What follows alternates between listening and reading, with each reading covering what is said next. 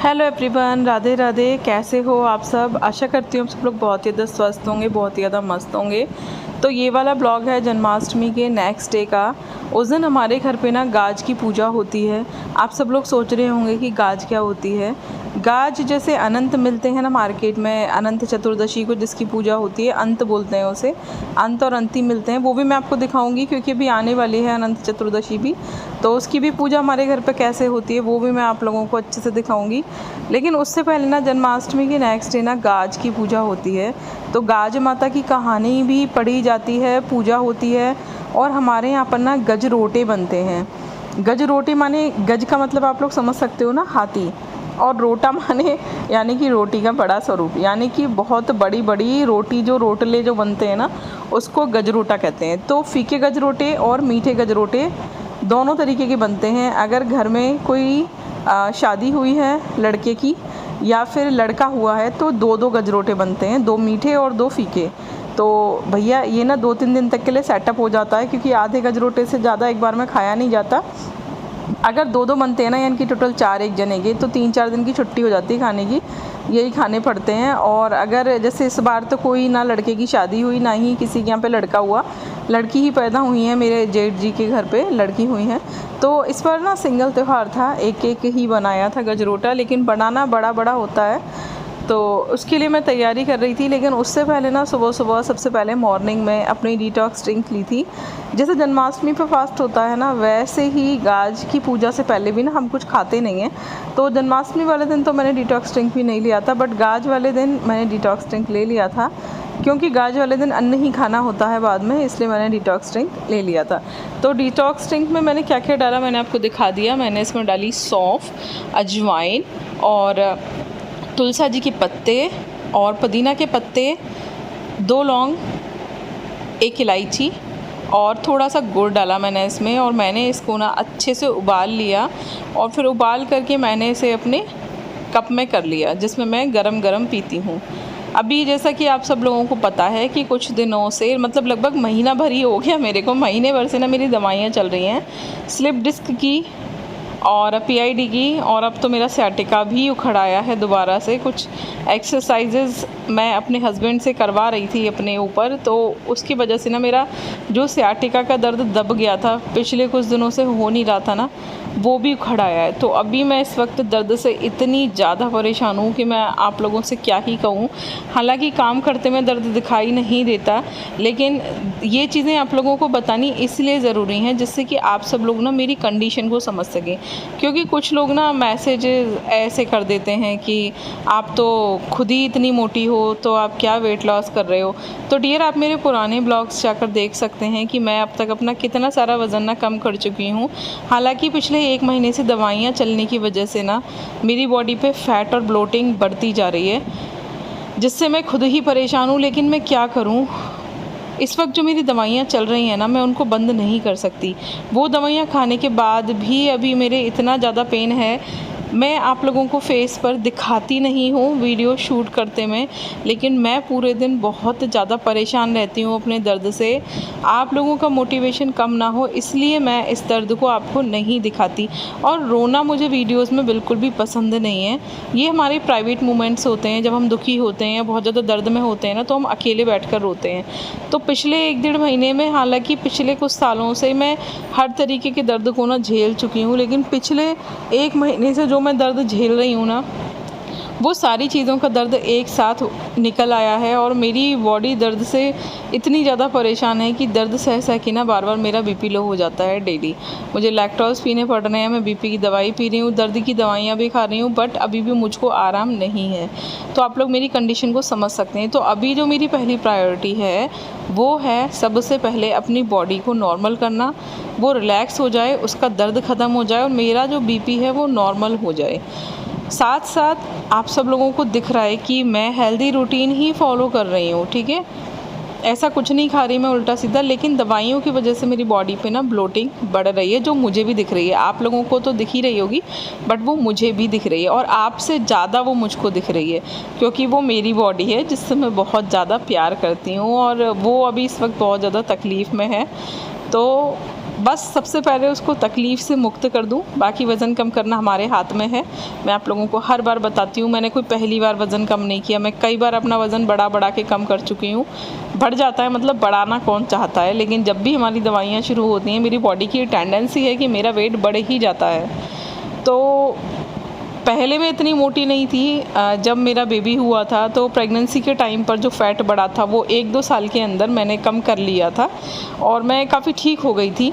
लेकिन उसके बाद फिर से कुछ सालों बाद ना मैं बहुत ज़्यादा बीमार हुई, बहुत सारी मुझे बीमारियां हुई एक-एक करके, जिसकी वजह से दवाइयाँ खाने की वजह से मेरा वेट बढ़ गया बहुत ज़्यादा, जो कि मैंने फिर से कम किया, धीरे-धीरे 21 केजी कम किया था। आप लोगों को बताती रहती हूँ, वीडियोज़ देखते हो आप लोग, बिफ़ोर आफ्टर के कितने सारे फ़ोटोज़ भी देख चुके हो। तो ऐसा नहीं है, मुझे पता है कि वज़न कैसे कम करना है और वज़न कम करना बहुत मुश्किल नहीं है, बस आपको चीज़ों को छोड़ना पड़ता है। लेकिन मैं अभी दवाइयाँ नहीं छोड़ पा रही, तो जिस दिन दवाइयाँ छूट जाएंगी उस दिन से वेट लॉस होना शुरू हो जाएगा। लेकिन तब तक के लिए प्लीज़ मुझे थोड़ा सा समझिए, थोड़ा सा सपोर्ट दीजिए। मैं हेल्दी चीज़ों को ही खा रही हूँ और आपको वही बता रही हूँ जैसे मैंने अपना पहले वज़न कम किया था, लेकिन दवाइयों के साइड इफ़ेक्ट की वजह से मेरे ऊपर यही साइड इफ़ेक्ट निकलता है दवाइयों का। तो दवाइयों के साइड इफ़ेक्ट की वजह से मेरा पेट और मेरा फेस, नेक, इन पे ज़्यादा असर दिख रहा है मुझको थोड़ा, और हर बार यही होता है। लेकिन कोई बात नहीं, मुझे पता है, आप लोगों को नहीं पता, इसलिए आप लोगों को बताना बहुत ज़्यादा ज़रूरी है। आप लोग मेरी फैमिली हैं, आप लोग मुझे समझ सकते हैं इस चीज़ को। काफ़ी अच्छे सब्सक्राइबर्स हैं मेरे, कुछ बहुत अच्छे दोस्त हैं, तो आप सब लोग सब समझ सकते हो कि ऐसी कंडीशन हम लोगों के साथ कई बार बन जाती है कि जो चीज़ें हम नहीं चाहते ना वही हमारी लाइफ में होने लगती हैं। लेकिन क्या ही कर सकते हैं, जो लिखा है तकदीर में उसे तो उसका सामना तो हमें करना ही पड़ता है। तो बजाय उसका सामना रो धो के करने से अच्छा है कि उसका सामना हम खुशी खुशी कर लें। तो आज है गाज का दिन, तो सबसे पहले मैं आपको बताती हूँ कि मीठे गजरोटे बनाने के लिए ना, हालांकि यहाँ पर ना चीनी के ही गजरोटे बनते हैं। चीनी को गर्म पानी में भिगो देते हैं, उसमें आप खसखस, गोला, ये सब चीज़ें डाल सकते हो, बट मैं नहीं डालती, मुझे सिर्फ इलायची पसंद है तो मैं इलायची डाल देती हूँ। इसके अलावा ना उसमें कुछ भी नहीं डलता। फिर वो आटे में मड़ता है, अच्छा सा टाइट सा आटा, और उसके मोटे मोटे छेद कर दिया जाता है मोटा सा उसको बेल के, जिससे कि वो फूले ना। लेकिन मैंने आधी चीनी और आधा गुड़ लिया था, क्योंकि आप लोगों को पता है मैं चीनी नहीं खाती, कम खाती हूँ, तो गुड़ का ही सेवन मैं ज़्यादा करती हूँ। तो मैंने आधी चीनी आधा गुड़ लिया था, उसको गर्म पानी में भिगोया, उसमें इलायची डाली, एंड देन जब वो थोड़ा ठंडा हो गया मैंने उसमें आटा गूँथ के मीठा आटा लगाया, एंड देन फीका आटा लगाया। और मैंने आप लोगों को दिखा दिया कि किस तरीके से मैंने बेला, सेका। लेकिन मेरा जो मीठा वाला गजरोटा था ना, उसमें ना मैंने कांटे से छेद कर दिए थे, क्योंकि चाकू पतिदेव ले गए थे, उनको ना मैंने चाय के साथ उस दिन बटर टोस्ट दे दिए थे, और हनु को भी। तो वो बटर टोस्ट सब साथ ही ले गए थे कि तुम अपना ये बनाओ, हम खुद ही कर लेंगे, बस चाय बना कर दे दो। अभी थोड़ा थोड़ा सपोर्ट मुझे उन लोगों का भी लेना पड़ रहा है ना घर के कामों में, क्योंकि काफ़ी सारा काम मैं कर नहीं पा रही, मेरी बॉडी दर्द से ही थक जाती है, और फिर घर का काम करने की मुझ में हिम्मत नहीं उठती। बट मैं फिर भी हिम्मत के साथ घर का सारा काम ना खुद से ही कर रही हूँ, और जल्दी ठीक हो जाऊँ इसके लिए मैं एक्सरसाइजेस भी कर रही हूँ, जो मैं आप सब लोगों को दिखा रही हूँ रेगुलर। मुझे नहीं लगता कि जितने दर्द में मैं हूँ ना, इतने दर्द में कोई भी व्यक्ति एक्सरसाइज करने के बारे में सोच सकता है। बट मैं रेगुलर एक्सरसाइज कर रही हूँ, सब कुछ कर रही हूँ, और सच बता रही हूँ, विश्वास कीजिए मेरे को इतना असहनीय दर्द है कि आप लोग सोच भी नहीं सकते। जब वो दर्द दवाइयों से भी बंद नहीं हो रहा, तो आप खुद ही सोचो ना कि मुझे कितना ज़्यादा दर्द है। बट मैं फिर भी काम कर रही हूँ, क्योंकि मैं हिम्मत नहीं हारती। मैं लड़ने वालों में से हूँ, मैं कर्मवीर योद्धा हूँ एक, आप ये समझ लो। तो मैं कभी हिम्मत नहीं हारती। तो काम चल रहे हैं सारे धीरे धीरे। वैसे भी बैठे रहने से और लेटे रहने से इसका समस्या का कोई निदान नहीं होने वाला।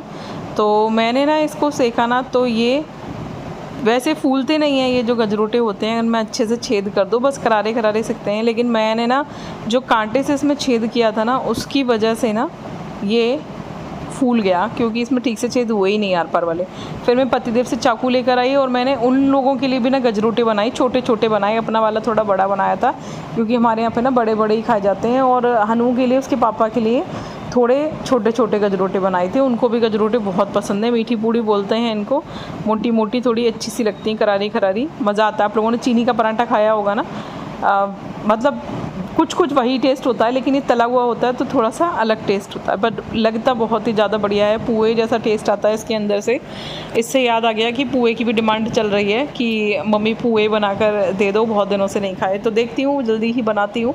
तो ये मैंने सेक लिया था अपना गजरोटा, और 4 गजरोटे और सेके थे मैंने इन लोगों के लिए, जो कि धीरे धीरे लोग खाएंगे। उसके बाद मैं अपना फीका वाला गजरोटा सेक रही थी, तो एक बड़ी सी लोई ले ली थी और उसमें छेद कर लिए थे मैंने चाकू से खूब सारे, जिससे कि ये फूले ना, जिससे कि ढंग से अच्छे से अंदर तक ना सिक जाए। छेद इसलिए भी करते हैं कि तो फूले ना, लेयर पड़ती है ना तो अंदर तक नहीं सिकता, और छेद कर देते हैं ना तो अंदर तक भी सिक जाता है। तो धीरे धीरे करके ना मैं इसको सेक रही थी। आप में से कितने लोगों के यहाँ पे ना गाज की पूजा होती है, ये मुझे कमेंट करके ज़रूर बताना, क्योंकि काफ़ी सारे सब्सक्राइबर्स का ना मैंने आज तक देखा ही नहीं कि कोई गाज की भी पूजा करता है।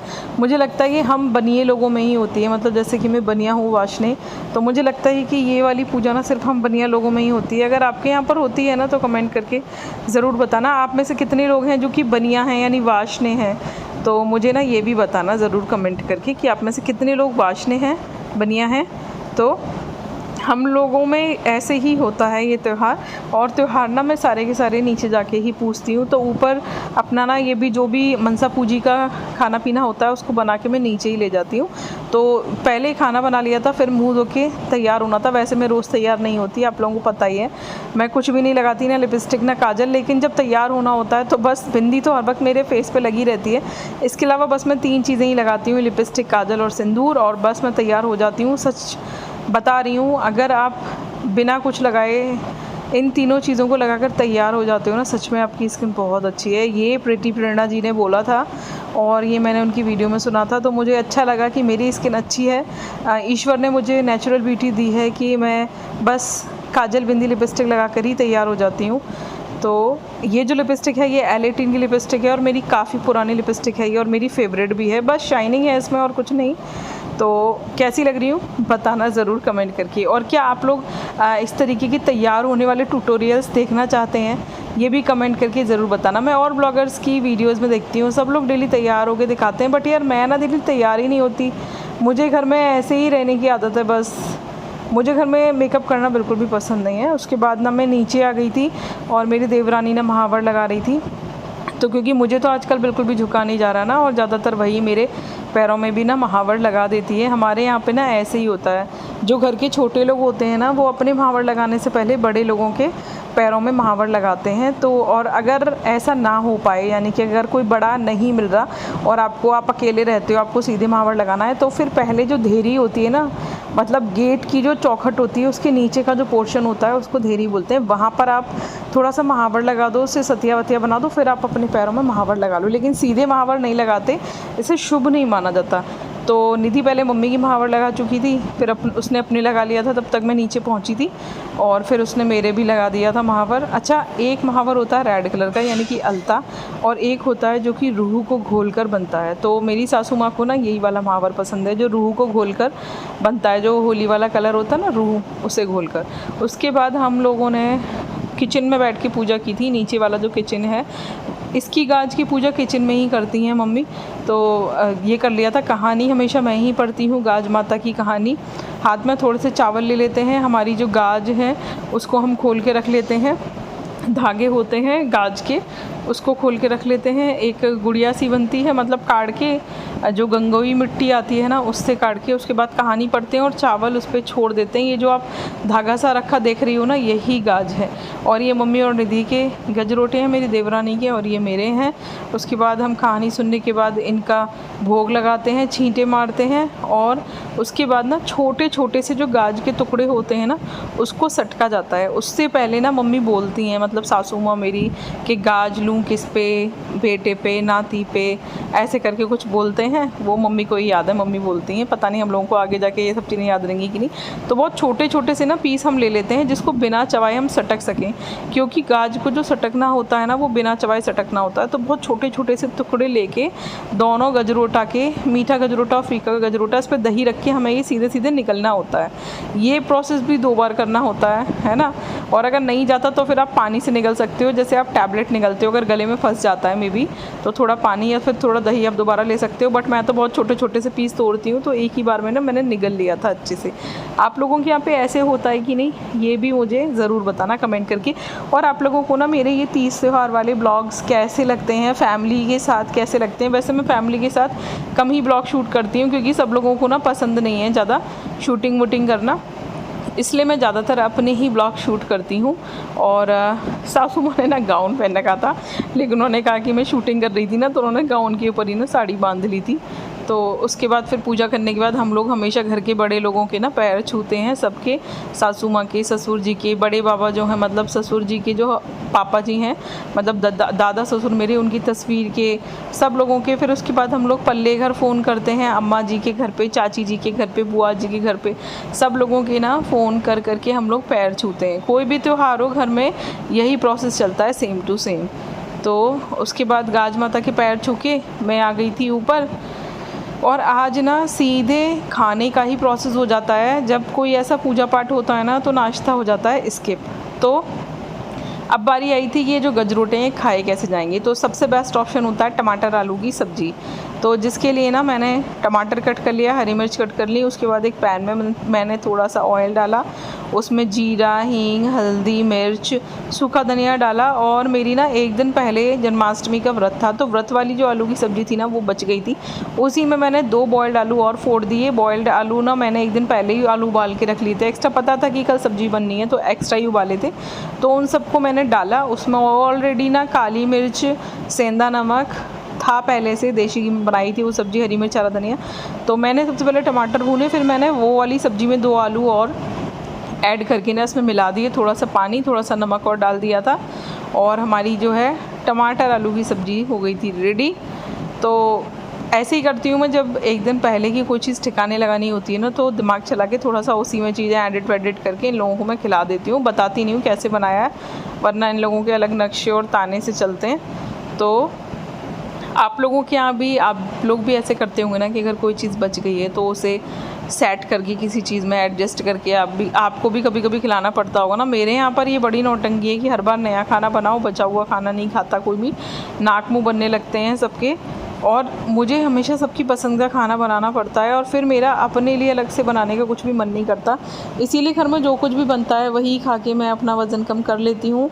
बस कुछ रूल्स फॉलो करती हूँ, जिनको फॉलो करके ना इजीली मेरा वज़न कम हो जाता है। मैं बहुत ज़्यादा कोई एक्स्ट्रा डाइट नहीं फॉलो करती, कोई बहुत ज़्यादा मैं महंगे प्रोडक्ट नहीं फॉलो करती। तो ये ना मैंने अपने गजरोटा के 4 पीस किए फीके वाले के, और 2 पीस ले लिए थे। खीर ले ली थी एक दिन पहले की बची हुई थी जो जन्माष्टमी में बनाई थी, और सब्ज़ी ले ली थी।